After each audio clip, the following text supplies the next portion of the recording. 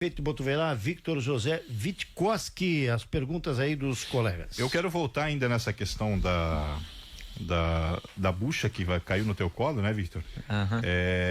Com relação à obra aí, mesmo havendo essa expectativa de contrapartida, de não vir contrapartida, enfim, alguma coisa vocês já começaram, se anteciparam? Você falou aí, por exemplo, depende de uma estrutura de uma creche, de apoio da Polícia Militar, uma estrutura, mas alguma coisa já se adiantando, a Prefeitura de Botuverá já começou a fazer, pensando na execução dessa obra? Mesmo diante de toda a incerteza, né? Sim, nós temos, por exemplo, na escola lá da comunidade de Ribeirão do Ouro, a escola Maria Luísa da Silva Dias, nós já pedimos, está em fase de análise do projeto, para a construção de mais 2 salas de aula. Uma para o período integral, que é chamada ali a sala do soninho, onde os alunos passam o dia na escola, então eles têm o almoço e a outra sala seria uma sala multissensorial, que é a sala voltada para os neurodivergentes, né? Mas aquela escola ali, ela trabalha em um único período, só no período da tarde. Há a possibilidade dessa escola, com aquela estrutura que ela tem e mais essas 2 salas, a gente fazer 2 períodos. Então a gente pode até dobrar a capacidade de alunos. É o que nós temos hoje. Outra opção, nós também não conseguimos hoje, vamos dizer, fazer algo na certeza, porque a gente também não tem acesso à quantidade de trabalhadores, ao projeto, todas essas questões. Então, se nós hoje querer se adiantar e vamos fazer um posto de saúde de 2 pisos com tantas salas, precisa 2 equipes da unidade para a unidade de saúde, porque existem equipes, né? Só para uma, quantos trabalhadores virão, suas famílias? Então nós também estamos nessa incerteza, né? Não tem como se preparar muito sem tu ter o que vai acontecer. Sem ter número, sem ter nada, né? Exato. Como é que está a questão da subestação da Celesc? Já foi feito, que a gente tem de informação também da Celesc, que a licitação foi feita e já tem alguém que venceu essa licitação para construir a subestação. O terreno está prontinho. O terreno está prontinho. Nós, durante o ano passado, nós fizemos uma parte da obra, que, como eu disse, chegamos lá em janeiro, o engenheiro da Celesc foi junto, ele disse, não, esse terreno não está apto a receber a subestação, nós não vamos mais fazer. Até deu um susto nos empresários e nós. E daí, nesse momento, a gente se colocou à disposição. O que precisa para esse terreno? Precisa baixar ele, fazer uma terraplanagem, porque a terraplanagem que foi deixada, foi nos falado que estava pronto para construir, não estava. É um terreno de 8.000 metros quadrados e nós baixamos ele 2 metros de altura, com o nosso maquinário. Só dali já saiu quase 2.000 caminhões de barro. E depois, durante esse ano, agora o início do ano, veio lá o engenheiro, fez a vistoria e constatou que precisava baixar mais 4 metros. Então, no total, foi baixado 6 metros daquele terreno. Então, um platô de 8.000 metros, a gente baixou 6 metros. Só que daí, como a conta também, nós vimos que já tinha ido quase 2.000, calculamos que ia passar de 6.000 caminhões de barro. Tinha uma outra empresa aí da região que precisava de barro para fazer o aterro. E veio lá, né, oferecer, tanto para nós, quanto para o núcleo de empresários, quanto para a Celesc, eu faço a obra ali de tirar esse barro, mas daí eu vou usar o barro lá no aterro. E mesmo assim a gente colocou 2 caminhões da prefeitura fazendo, só que daí não para a empresa dele, levando esse barro para locais, né, que precisavam. Mas daí essa empresa assumiu a baixada do terreno para poder utilizar esse barro lá. Então daí foi agora baixado. O terreno não é mais problema, o terreno está prontinho. O terreno está prontinho, agora depende da Celesc. A rua, já na época ainda que eu era vereador, a rua já foi tornada pública, né? Investimento nosso de prefeitura e também dessa empresa, foi colocado material nessa rua, deixou ela toda macadamizada, compactada. Nos informamos com a Celesc que não precisa asfaltar aquela rua ali, ela pode ser estrada de chão, mas claro, bem compactada e macadamizada, e ela está em perfeitas condições para as carretas subirem ali. Ô prefeito, cada vez que você vem aqui ou que acontece algum evento lá em Botuverá, a gente fala sobre essa subestação da Celesc. A barragem e a subestação, né? Assunto novo. A subestação é uma novela que se arrasta há quantos anos? Vamos falar a verdade. Faz uns 15, 20 anos, tá? Não, porque desde olha, de outros prefeitos ali. Olha, quando o auxílio era prefeito, a gente já ouvia, eu eu fiz parte... Antes do Alcir. Não, antes, depois do dele, porque eu participei de reuniões onde tinha empresário de Botuverá falou assim, pô, tô com o equipamento comprado aqui, eu não posso ligar porque a energia não aguenta. Olha o tamanho do prejuízo. É que a gente fala no assunto porque Botuverá tem pressa nesse assunto aí. Eu vou falar aqui, eu não vou dizer quem, o empresário lá da cidade disse o seguinte, ele não está conseguindo, ele não vai fazer um aumento na empresa, ele não vai no equipamento, porque ele não tem garantia de energia suficiente, vai fazer aqui em Brusque, vai botar ali em Dom Joaquim. Quer dizer, quem é que perde com isso? Perde a cidade de Botuverá, perde a prefeitura, perde recursos, perde... Exato, exato. Não, hoje há duas questões principais para o desenvolvimento das indústrias em Botuverá. Uma, a capacidade energética, que vai ser resolvido com a questão da subestação. Até a subestação vai ser colocado lá um gerador de 40, acho que eles falam megawatts, né? Acho que é nessa... Mas é um gerador de 40. Hoje Botuverá está consumindo de energia em torno de 28. Então aquele de 26 que tinha na subestação do Rio Branco já não atende mais. Não atende mais. Já está no limite. Isso. E tem um cálculo até do núcleo de empresários que até 2031 nós vamos chegar numa consumo de energia em Botuverá na faixa de 36 megawatts, então quase nos 40. E até foi uma preocupação que eu até levantei, essa questão de, mas espera aí, se lá vai ter um de 40 e daqui a pouco em 2031 vai estar quase em 40, vamos dizer, daqui a 10 anos, mas não, daí nesse projeto da subestação vai ter o chamado, eles chamam de berço, para colocar mais outro gerador de 40 ao lado desse. No mesmo local. No mesmo local. Então aí já permite ampliação sem precisar construir nada. Exato. Então vamos ter com essa subestação capacidade energética ali para décadas, né? O teu xará, só que Torresani, o Victor Torresani, está fazendo uma pergunta aqui. Victor, você já esteve na oposição e sempre manteve uma relação cordial com o prefeito anterior. Como você observa a bancada de oposição que apresenta um discurso tão combativo? E aí ele faz a pergunta, como dialogar? E de fato, a gente tem percebido que a legislatura anterior, a qual você fazia parte, inclusive fazia o papel de fiscalizar, mas não era tão radical, vamos dizer assim, né? E a gente percebe nessa legislatura realmente o perfil da oposição mais incisivo, né? Como dialogar, respondendo a pergunta aqui do Victor Torresani? Quem me conhece, né, desde criança, tanto como pessoa quanto na vida pública, sabe que eu sou uma pessoa do diálogo. Eu não sou aquele radical que vai para o confronto.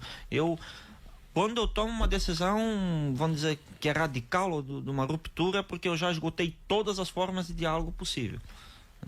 Ainda não, né, como digo, é uma relação mais combativa que tem da Câmara de Vereadores. E como eu já falei outra vez aqui, isso até é um combustível para mim trabalhar mais, né? Para mostrar em forma de trabalho. Porque assim, eu já fui, né, vereador da oposição, nós estávamos em 2 vereadores contra 7 da situação na época. Era uma oposição, só que nós nunca fomos combativos ou fomos querer travar. Uma que nós não tinha maioria. Hoje, como a oposição tem maioria, já teve projetos que foram rejeitados, né? E, enfim, a opinião deles, política ou não, ou partidária, mas a opinião deles. Mas a forma que o vereador faz para fiscalizar, a população gosta, o vereador tem que fiscalizar. Só que assim como a população vê que o vereador fiscaliza, ela também vê quais atitudes é que travam o município também. Então, existe uma linha que é tênue, é uma linha fina, vamos dizer assim, que separa a fiscalização do travamento. Então, fiscalizar é uma coisa. Agora, travar o crescimento ou travar um projeto que nem nós temos hoje lá no município, que é a alteração do plano diretor, que não está sendo colocado em pauta na Câmara e está travando o município. Empresas querem construir lá, numa região ali de zona industrial, que hoje, pelo plano diretor, é 3 metros o recuo nas laterais e nos fundos, e na frente do empreendimento é 5. Com essa alteração, vai cair para 1,5 nas laterais e no fundo, e 3 metros na frente. Então, tem uma empresa, por exemplo, tem um terreno ali que nessa metragem, só nessa diminuição do recuo, eles vão ganhar 300 metros de área construída. Isso para eles é muito importante.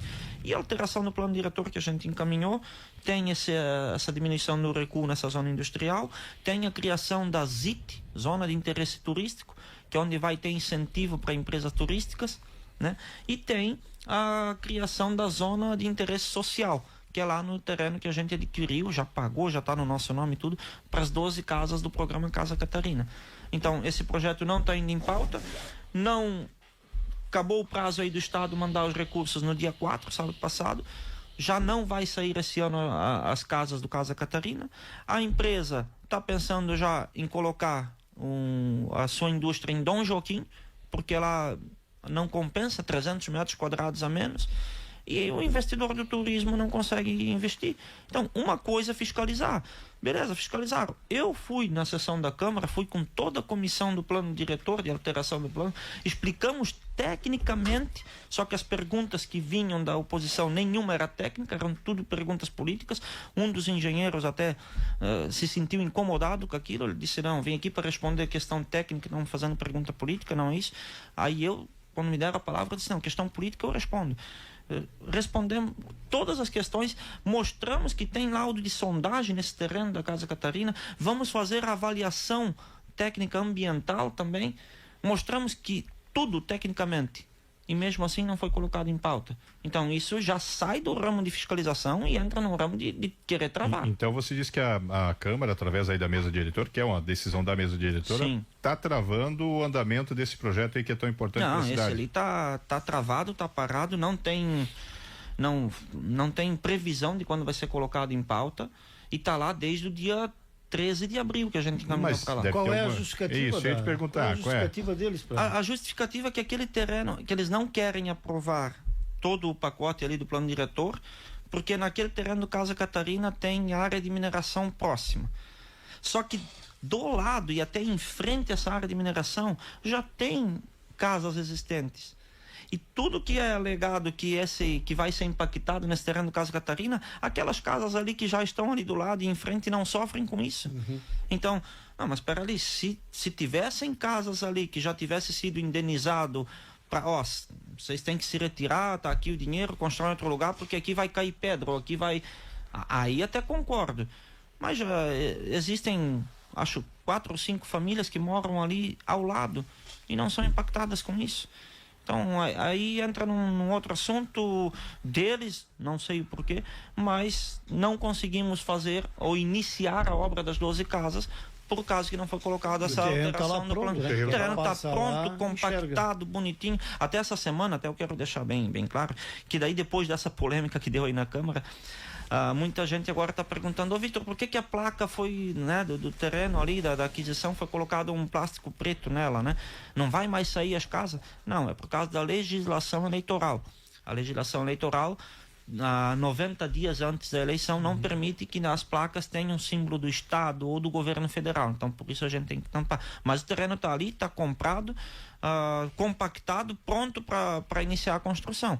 Agora, se vai sair 6 casas, 12 casas, aí a gente precisava dessa alteração no plano diretor, mas vai sair as casas. O tempo aqui é nosso adversário, tem muito mais ainda para a gente debater com o prefeito de Botuverá, mas tem um fato aqui que eu quero levantar, porque nós entrevistamos aqui por 2 vezes, eu acho que no Conexão também entrevistou o pessoal da AMA, lá de Botuverá.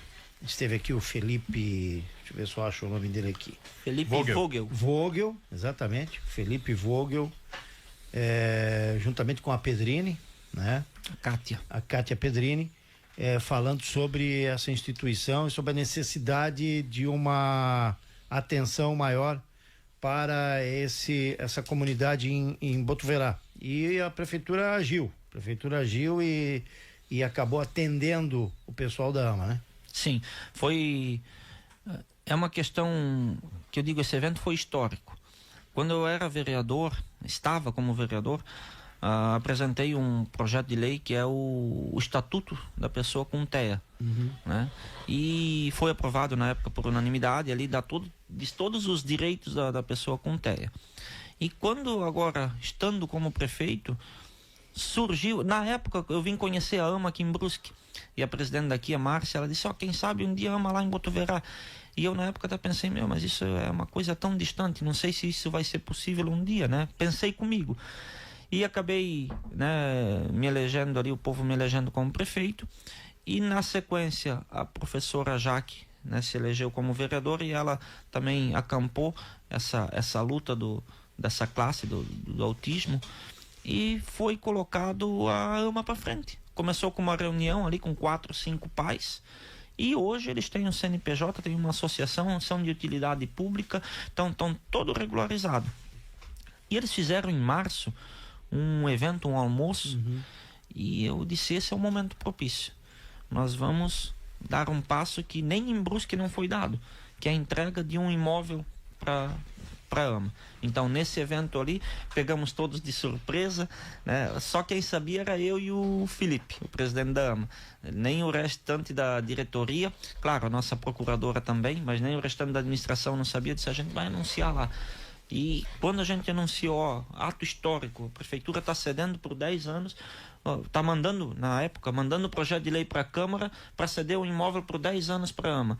E eu vi pais chorando com isso, entendeu? É uma vitória para eles, porque agora eles têm um espaço deles, onde eles podem desenvolver suas atividades. Claro, ainda tem muito a conquistar para eles, né?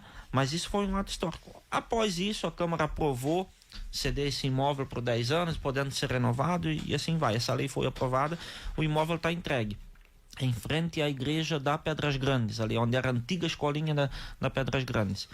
Agora entramos numa outra situação, que é dar acesso às terapias. Hoje, por exemplo, fonoaudiólogo, né, é difícil encontrar no SUS. Nós fizemos 3 processos seletivos para fonoaudiólogo, nem inscrição não teve. E hoje estou também, né, já pegando o gancho, estou eleito como vice-presidente do CISANV, e o ZIR, que é o presidente. O CISANV é o Consórcio Interfederativo de Saúde dos Municípios da ANV. Então, esse consórcio, ele faz licitações de terapias, de especialidades, de exames, e os municípios se utilizam desse consórcio para fazer. Então, nós conseguimos, através do consórcio, depois de muito custo, uma fonoaudiólogo de Penha. Então, a gente ainda tem que fazer esse trajeto até lá, levando as pessoas que necessitam desse tratamento até Penha. Mas nós ainda queremos trazer essa fono, como os mutirões que nós estamos fazendo na saúde. Traz o especialista para a cidade e é atendido ali, para dar mais comodidade. Porque sabemos que a pessoa com autismo, neurodivergente, né, pegar um carro, ficar 2 horas dentro de um carro, no trânsito, é muito, muito dolorido, né? Mas foi um primeiro passo. É como eu disse, primeiro se começa, depois melhora. Aí tem questão de outras terapias, como psicopedagoga. Nós vamos abrir credenciamento para isso. Até já era para ter saído, mas urgências aparecem todos os dias para licitação, né? Mas psicopedagoga, terapia ocupacional, psicóloga na rede hoje nós temos, está atendendo. Mas principalmente hoje tem em Botuverá a fono, né? Se a gente conseguir trazer a fono para Botuverá, e a psicopedagoga e terapia ocupacional, para dar mais essa... não é comodidade, atender mais esse direito da pessoa com TEA. Mas são outras, todo dia aparecem outras demandas, né? Mas vamos também, é uma causa que a gente acampou. Não, e para finalizar aqui da minha parte aqui, vocês receberam um veículo agora para a Defesa Civil, né? Recentemente, acho que foi. Sim, foi dia da mentira até, né? Mas dia 1º de abril. Fomos em Blumenau buscar esse veículo, né? Renegade 4x4. Um Jeep Renegade 4x4, assim, equipado para andar na lama, subir morro, né? Ô Vitor, essa última enxurrada aqui, falando sobre lama, essa última enxurrada lá teve uma ponte que ficou ameaçada, né? Semana passada, sim. Ela chegou a ser variada, não? Não. O que acontece? Nós temos 2 pontes baixas hoje no município.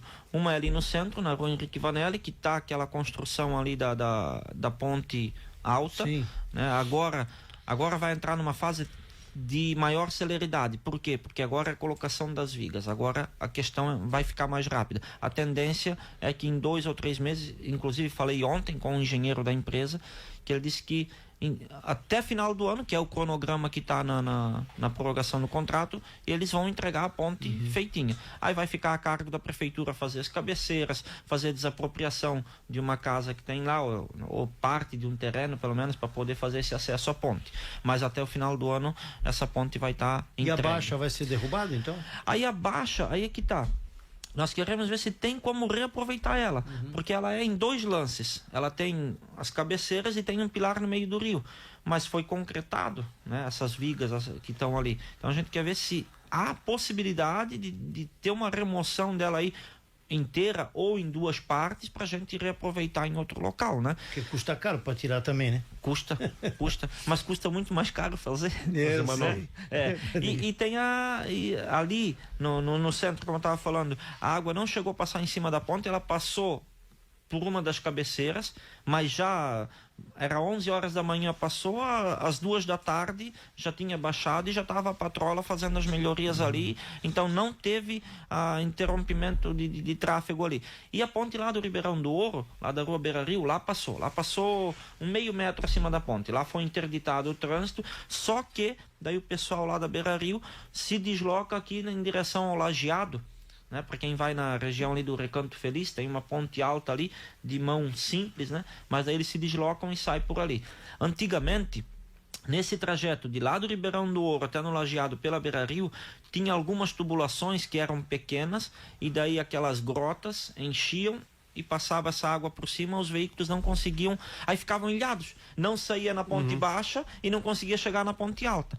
Então, uma das medidas que a gente fez e que já se mostrou eficiente foi aumentar a capacidade da tubulação. Uma delas era de 60, a gente aumentou para 1 metro. Então, não houve mais essa enchente por cima da estrada ali que interrompeu o trânsito. Então, ficou interrompido lá, vieram para o Lajeado.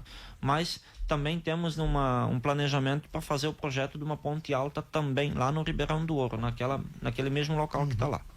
Obrigado, prefeito o Victor José Witkowski. Como sempre, o tempo não é suficiente, mas te agradeço. Obrigado, Dirley, pelo espaço. Eu tinha muito mais pautas aqui para falar. Você vai vir outro dia. Eu só quero citar 2 questões, 3, na verdade, que é da saúde. Bem rápido, por gentileza. A questão que a gente apresentou, até fiz um vídeo nessa semana, das faltas nas consultas e exames que a gente está disponibilizando.